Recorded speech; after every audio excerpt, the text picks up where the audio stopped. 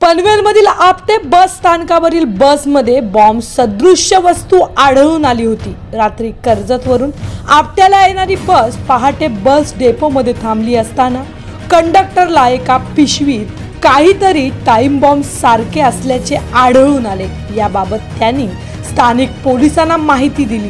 पोलिसांनी ताबडतोब बॉम्ब पथकाला बोलवले। रात्री 12 वाजण्याच्या सुमारास रायगडचे पोलीस अधीक्षक अनिल पारसकर यांच्यासह अलिबाग करून बॉम्ब शोधक पथक घटनास्थळी पोहोचले।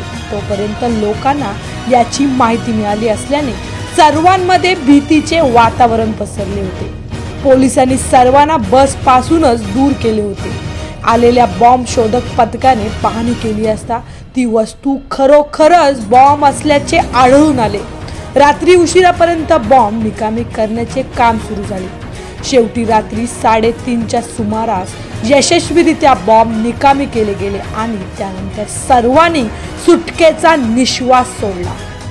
काही दिवसापूर्वीच पुलवामा येथील दहशतवादी हल्ला झाला होता। यामध्ये 44 भारतीय जवान शहीद झाले।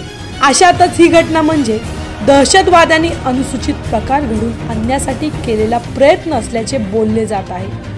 सुदैवाने वेळीच याबाबत माहिती मिळाली आणि त्यामुळे मोठा अनर्थ टळला, अन्यथा फार मोठे संकट उभे राहिले असते।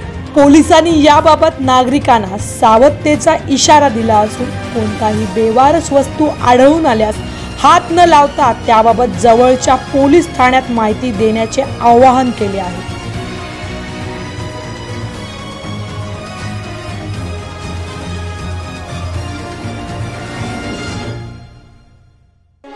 ताज्या व ठळक बातम्यांसाठी आज चॅनल सबस्क्राइब करा।